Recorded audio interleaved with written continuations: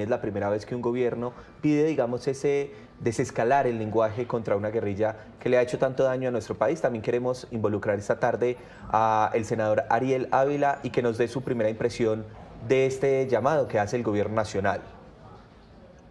Mire, Pablo, tres reacciones muy rápidas. Lo primero es que esto es muy normal que se dé en cualquier proceso de paz.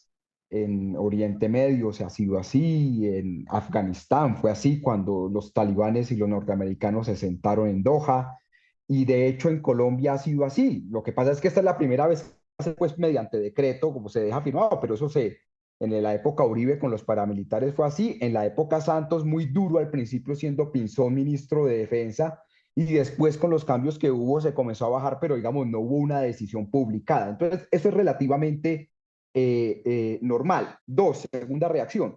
Es normal además porque hay que preparar la sociedad para que se firme un acuerdo. Y si usted lleva 20, 30 años diciendo terroristas, narcoterroristas y etcétera, y después los va a traer a la legalidad, pues hay que preparar la sociedad. Entonces, por eso es normal. ¿Cuál es el problema? El problema es que el ELN ha dado muy pocas muestras de paz. Los atentados en los últimos días deslegitiman y por eso la sociedad colombiana, mucha gente reacciona diciendo, ¿cómo así que les vamos a bajar el lenguaje, pero ellos no cumplen? Es decir, esa contradicción de negociar en medio del conflicto, la gente no lo entiende. Y lo tercero, digámoslo así, que esto es, digamos, esto va a tener un impacto en algunos funcionarios en el tema del lenguaje, pero esto ni cobija a los medios de comunicación, ni a sus analistas, ni es una guerra de libertad de expresión. Entonces hay una contradicción, es normal, se ha hecho siempre, lo que pasa es que está medio por decreto, pero claro, hay una contradicción en la medida que el ELN ha hecho todo tipo de atentados en los últimos días, el paro armado, lo que hizo el norte de Santander. Entonces es muy complicado por eso, pero no es nuevo ni en Colombia ni en el mundo. Pero yo sí quisiera saber, Ariel, usted que entiende también este tema, ¿cuál cree usted que son esas intenciones que tiene este grupo guerrillero en términos de lo que está buscando el gobierno nacional en esa llamada paz total? Mire, a ver, aquí hay varios temas, devolviéndome a la primera, a la pregunta que le hizo a Laura, es, si bien es bajar el tono y demás, esto tiene un solo secreto de fondo, uno solo, y es el ELN se reconoce o se autorreconoce como un grupo guerrillero, el Estado colombiano lo reconoció como un grupo con un estatus político, un reconocimiento político, y lo que quiere el ELN es que se le trate de forma diferencial a las organizaciones criminales de alto impacto. Por eso, si uno lee el decreto y lee las declaraciones, el que lo llamen grupo rebelde es mucho, digamos, el secreto del fondo de eso está ahí. Al final, un secuestro es un secuestro porque pues así es el lenguaje, no va a ser una retención, digamos, ahí ese no es la disminución del lenguaje, el secreto está en que el ELN quiere distinguirse de otras organizaciones criminales y decir aquí hay un estatus de político y eso es lo que se tiene que reconocer. Ahí está el secreto. ¿Y por qué pasa eso? Porque básicamente el gobierno nacional, la ley de sometimiento, pues ustedes saben, se hundió por falta de tiempo, se va a volver a presentar ahora el 20 de julio, pero lo que cierto es que en este momento el proceso de paz con el ELN, el proceso de paz con la disidencia de Iván Mordisco, el autodenominado Estado Mayor Central, es lo concreto que tienen para poder mostrar. El problema que ha habido o el dilema que hay es que previo al cese al fuego, pues el ELN hizo una serie de acciones para mostrar fortaleza, llegar fortalecido, y eso lo que hace es disminuir la confianza de la población hacia la negociación.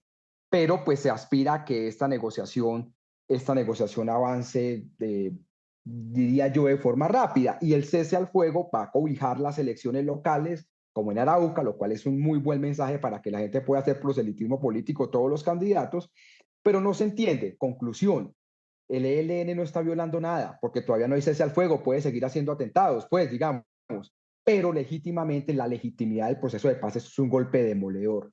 Yo aspiro a que las negociaciones cojan un mejor ritmo con el ELN, creo que van muy lentas, creo que esta gente no ha entendido el momento en el que se está, que la gente ya no quiere, que esto de las guerras revolucionarias ya no tienen vida en las democracias contemporáneas, mucho menos en Colombia cuando ganó la izquierda la presidencia el año pasado. Entonces, ahí vamos a ver, pero yo creo que el gobierno le va a apostar todo al proceso de paz con el ELN en el tema de las disidencias de Mordisco, y me atrevería a decir que la negociación con la gente de Mordisco va a salir primero que la del ELN seguramente, pero eso lo sabremos por ahí en un año y medio.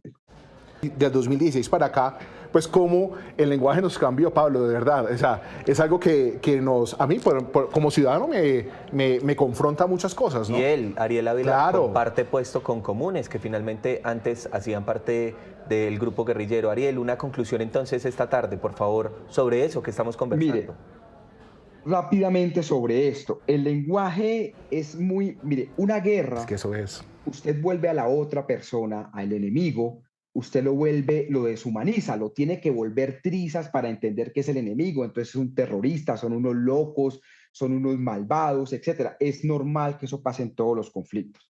Cuando viene la paz, pues toca humanizar de lado y lado a la gente, es decir, volverle su tema humano. Es ahí cuando comienza a desescalar ese lenguaje. Vuelvo y repito, en Colombia pasó, mire, en los 90, si ustedes leen la prensa, a las FARC y al ELN se les llamaba grupos guerrilleros. Después es cuando se les comienza a llamar narcoterroristas, demás, para quitarle ese sinónimo, y luego con el proceso de paz vuelve y se le pone.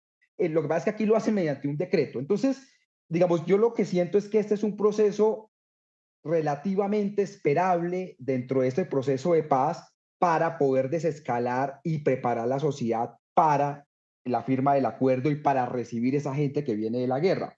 Ahora bien, vuelvo y repito, esto también tiene que traducirse en gestos de hechos, en cumplimiento del cese bilateral al fuego y en acciones que el ELN tiene que ir reduciendo armadamente para que la sociedad crea. Pero yo voy a decir esto que puede sonar muy duro, le pido disculpas, pero se está haciendo una tormenta en un vaso de agua. O sea, realmente esto pues puede, sí, es un decreto, pero siempre ha pasado. Incluso, mire el caso para poner un ejemplo, con el caso Uribe de los paramilitares. Los llevaron al Congreso a que echaran su discurso. Eso salió muy mal, pero en ese proceso de humanizarlos, de traerlos, etcétera, pues es muy factible que eso se dé en cualquier proceso de paz. Ya, es que estamos nosotros aquí hablando con Pablo, gracias, senador Ariel Ávila y Laura Bonilla, subdirectora de Pares, por explicarnos un poco de eso. Estamos en un proceso de paz, estamos en un proceso de diálogo, en donde ustedes, nosotros y la comunidad tenemos que entender que en esos procesos es necesario tomar muchas veces posiciones en donde comencemos a desescalar también nuestro lenguaje violento para poder también entender muchas cosas que hay detrás de. Gracias a ellos, ya Pablo, me quedó muy claro esto hoy. Claro que sí, construir un poquito país. Laura Bonilla, gracias por estar con nosotros. Pablo, muchísimas gracias, siempre a la orden cuando nos necesiten.